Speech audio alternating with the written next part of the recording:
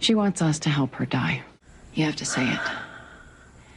Washington State says I have to hear you ask 2 times at least 15 days apart. So weird. It's like I'm applying to die. Well, if you're having second thoughts... You saw how bad it got last night. It's just gonna get worse.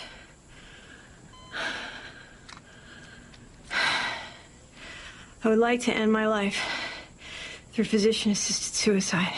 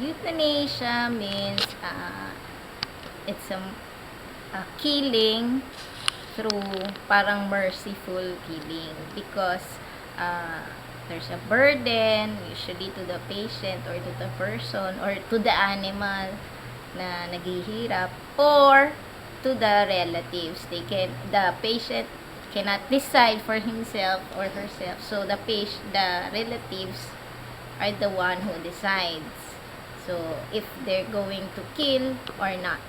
So but it's a moral thing to do. Parang you have to decide if you are Christian or not, if you believe in God or not. So it depends.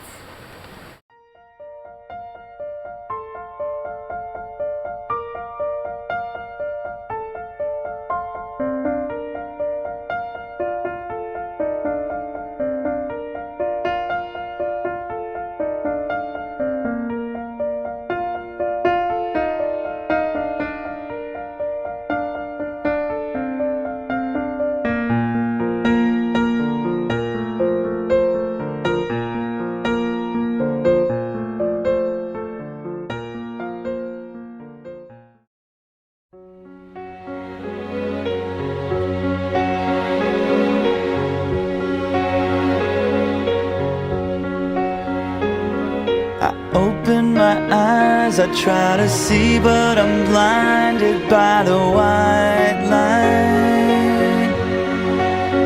I can't remember how, I can't remember why I'm lying here tonight, and I can't stand the pain, and I can't make it go away. No, I can't stand the pain. How could this happen to me? I made my mistakes, got nowhere to run. The night goes on as I'm fading away. I'm sick of this life, I just wanna scream. How could this happen to me?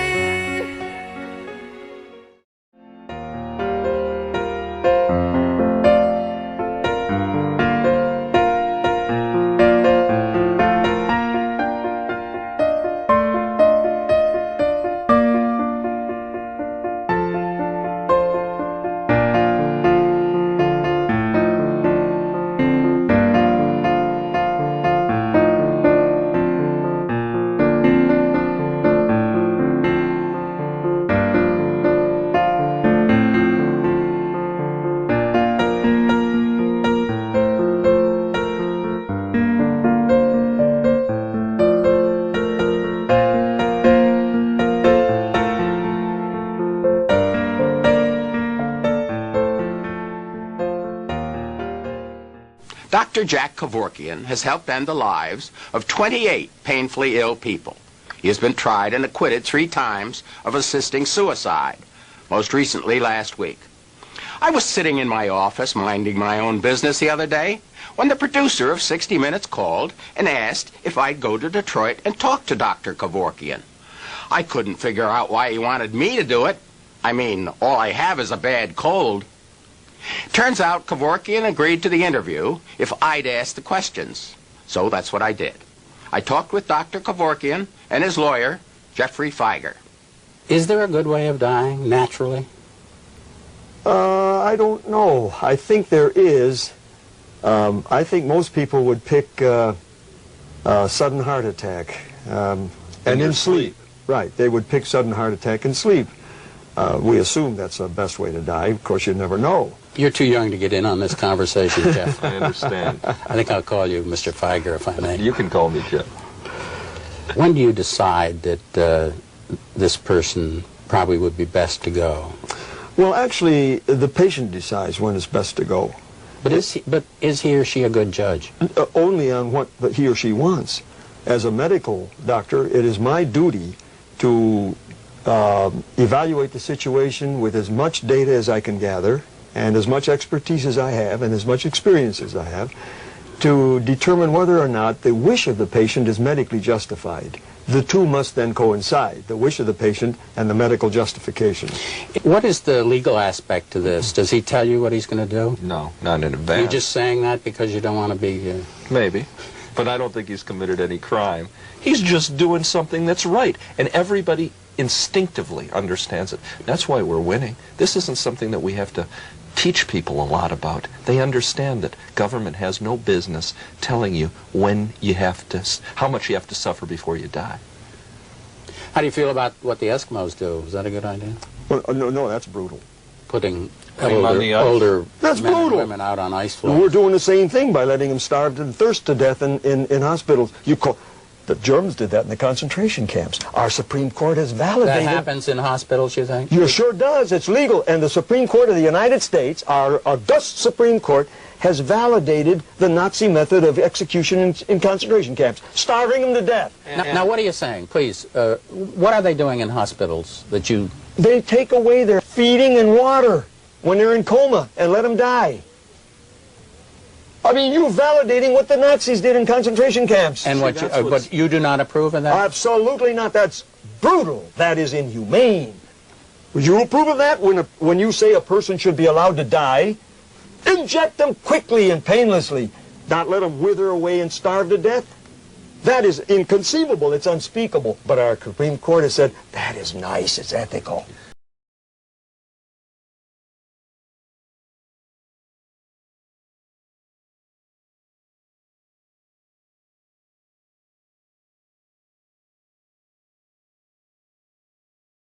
This was the view of the Catholic Church as I know about the euthanasia. Euthanasia is an immoral act. God made a plan, God made the law that killing is an immoral. So, lahat ng pagpatay is against the law of God. Then, dapat nga sabihin natin, euthanasia is not a mercy killing because there is no healing that has mercy. Kasi pinatay mo rin eh. Kung pinatay mo, where's your mercy, diba? So, if that life you have taken away from him or from her, you have sinned against God. We know that kasi we Catholics, dapat alam natin na pag pumapatay is against talaga sa law. Nasa 10 Commandments yan. At pag ginawa natin yun, we are doing the immoral act and we commit mortal sin, which is not good to our souls. Kaya kung maaari, kung pwede, hindi natin tawagin mercy killing ang euthanasia. Because euthanasia is a killing without mercy. Kasi kung may mercy siya, dapat alam ng mga tao na gumagawa nun, God has a plan for that person. Kung meron silang mercy, dapat sabihin nila, dapat hindi muna natin tanggalan ng buhay. Kasi God has a plan. We didn't know what's the way of God. So, euthanasia was an immoral act. That's not what God wants. Because God wants is to have the love to others. Even we have physically not work, but emotionally and spiritually, they were alive. We must have the love for them. We, people of God, must learn what's the meaning and what's the really meaning of mercy. Mercy needs compassion. Mercy needs love. Mercy needs to save.